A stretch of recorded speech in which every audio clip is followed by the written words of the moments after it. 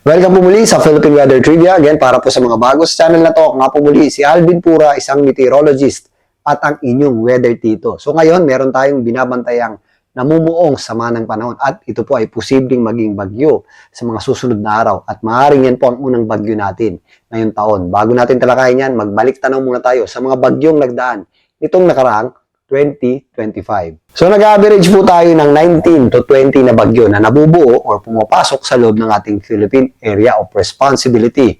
Nitong nakaraang 2025, tumataginting na 23 na bagyo po ang nagkaroon ng local name sa loob ng ating Philippine Area of Responsibility. Marahil epekto na rin po ito ng ating La Nina. Sa 23 na yan, 11 po ang naglandfall o tumama sa lupa. Sa 11 na yan, 6 po ang naglandfall o 6 ang naglandfall sa Luzon at 4 naman po sa Visayas. So yan po ang binabanggit ko ay mga unang landfall. May mga multiple landfalls po tayo mga bagyo at isa po sa Mindanao. So 6 sa Luzon, 4 sa Visayas at isa po sa Mindanao. At sa 23 na yan, meron po tayong dalawang super typhoon. Ang super typhoon Nando at ang super typhoon Juan. So narito po ang 23 na bagyo nitong nakaraang 2025. Unang-una dyan, ang bagyong Auring noong June 11. Isang araw lang po yan at nalusaw din agad. Yan po ay hindi naglandfall at umakyat lamang patungo dyan sa Taiwan. Sumunod naman dyan, ang Typhoon Bising noong July 2 hanggang July 10. Yan po ay naglabas-pasok pa sa ating Philippine Area of Responsibility. Tumagal po yan ng 7 days at 12 hours. Yan po ay walang landfall pero nagpalakas po yan ng habagat o southwest monsoon na nagpaulan sa malaking bahagi ng ating bansa, particularly sa western section ito.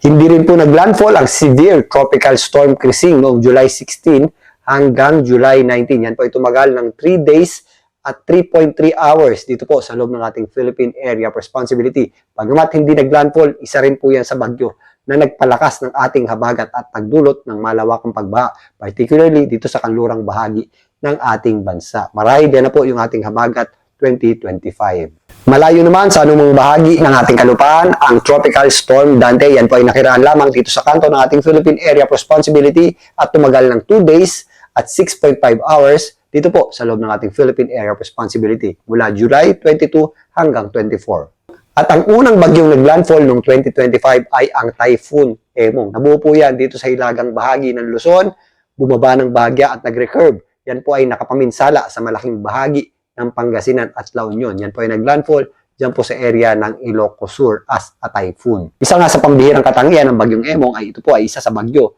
na naglandfall na nagmula sa may West Philippine Sea. Short-lived lamang din at nakalabas din agad ng ating Philippine Area of Responsibility ang Tropical Depression Fabian at hindi rin po ito naglandfall.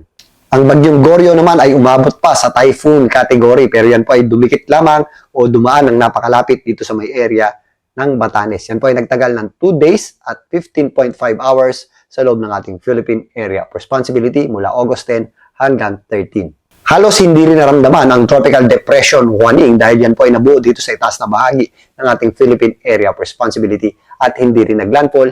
Nakalabas din po yan agad ng ating Philippine Area of Responsibility. Yan po ay mula August 17 hanggang 18. Ang bagyong Isang naman ang pangalawang bagyo na naglandfall o tumama sa lupa. Yan po ay naglandfall dyan po sa may kasiguran Aurora at tumawid dito sa Central at Northern Luzon, palabas ng West Philippine Sea. Yan po ay mula August 21 hanggang 22. Samantalang 12 hours lamang din ang tinagal ng bagyong Jacinto dito po sa ating Philippine Area of Responsibility dahil nabuo yan malapit na sa ating boundary line. Ganun din po ang bagyong Kiko na nabuo dito sa kanto or upper right corner ng ating Area of Responsibility. Yan po ay tumagal lamang ng 16 hours sa ating Philippine Area of Responsibility mula September 2 hanggang 3. Magkahawig naman ang bagyong Lani sa bagyong Jacinto dahil nakalabas din po ito agad ng Philippine Area of Responsibility after mabuo dito sa malapit sa ating boundary line sa may West Philippine Sea. Halos 6 hours lamang po ang tinagal niyan sa ating Philippine Area of Responsibility. At ang pangatlong bagyo nating naglandfall noong 2025 ang bagyong Mirasol at yan po ang pangalawang landfall din dito naman sa area ng Kasiguran Aurora. Tumawid po yan sa ilagang bahagi ng Luzon at nakalabas dito sa may area ng Ilocos Region.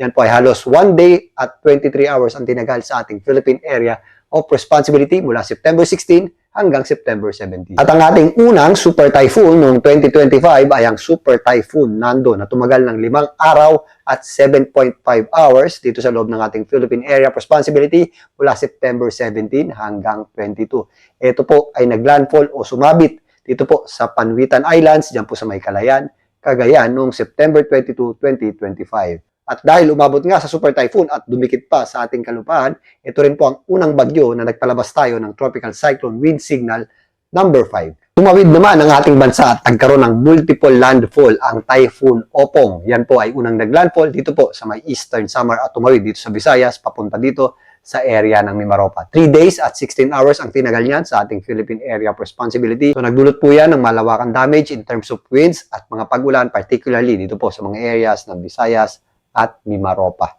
Naglandfall din at tumama sa lupa ang Typhoon Paulo na umabot sa halos 150 kilometers ang lakas ng hangin niya. Yan naman po ang pangatlong landfall dito po sa may area ng Kasiguran, Aurora nitong nakaraang 2025. Umabot po sa hanggang signal number 4 yung ating tropical cyclone wind signal sa pagdaan nitong bagyong Paulo. Nakalabas naman yan via West Philippine Sea, via Ilocos region. Samantalang ang tropical storm Kedan ay dumaplis lamang dito sa kanto ng ating Philippine Area of Responsibility at wala po yan naging direktang epekto sa ating bansa. 4 na beses naman naglandfall ang bagyong Ramil na umabot sa tropical storm category. Yan po ay tumagal sa loob ng ating Philippine Area of Responsibility ng 3 days at 3.2 hours. Yan po ay unang naglandfall dito sa northern portion ng Samar at tumawid dito sa southern Tagalog area patungo dito sa may area ng Bataan. Halos hindi rin natin naramdaman ang pagdaan ng bagyong Salome maliban lang dito sa ilang areas ng Batanes. Yan po ay umabot lamang sa tropical depression category at hindi rin po naglandfall o tumama sa lupa. Samantalang isa sa mga damaging na bagyo in terms of hangin, lalong-lalo na sa pagulan, ay ang pagtawid ng bagyong Tino na umabot sa typhoon category nitong November 1 hanggang November 5. Yan po ay nagkaroon ng peak intensity o pinakmalakas na hangin na nasa 150 kilometers per hour malapit sa kanyang gitna. At tumataginting na 9 times o 9 beses po naglandfall o nag-island hopping po ito pong bagyong Tino habang tumawid po dito sa area ng Visayas patungo dyan sa area ng Palawan palabas ng West Philippine Sea. Ang pangalawang super typhoon naman natin itong 2025 ay ang Super Typhoon 1 na nagkaroon ng lakas ng hangin na umabot sa hanggang 185 kilometers per hour. Maliban sa lakas ng hangin at mga pagulan nito, yan po ay nagkaroon ng damaging storm surge o pagtaas ng ating alon, particularly dito sa eastern section ng ating bansa. Kasama po dyan ang areas ng Catanduanes, lalong-lalo na dyan po sa area ng Aurora. Naglabas-pasok din ito sa ating Philippine Area of Responsibility bago malusaw dyan po sa may area ng Taiwan. At ang tanging bagyo na naglandfall sa Mindanao ay ang bagyong Verbena na umabot sa Severe Tropical Storm category. Yan po ay unang tumama sa lupa o naglandfall dyan po sa may Surigao del Sur at tumawid sa areas ng Visayas patungo dito sa area naman ng Palawan. 6 na beses po itong naglandfall habang nagdudulot ng mga malawakang pagulan dito po sa areas ng Mindanao, Visayas at area po ng Mimaropa bago makarating ng West Philippine Sea. Humabol pa at nagpaulan din kasama ng shear line ito pong bagyong Wilma. Yan po ay naglandfall dyan po sa Eastern Samar at tuluyan din pong nalusaw dahil sa lamig ng ating amihan o Northeast Monsoon. So meron po tayong mga personal experience o iba-iba po yung ating experience sa mga bagyong nagdaan itong nakaraang 2025. So i-comment nyo po sa baba kung meron kayong personal experience o lalong-lalo na kung naapektuhan kayo ng mga dumaang bagyo nitong nakaraang 2025. At maganda nga tayo sa panibagong bagyo season natin ngayong 2026.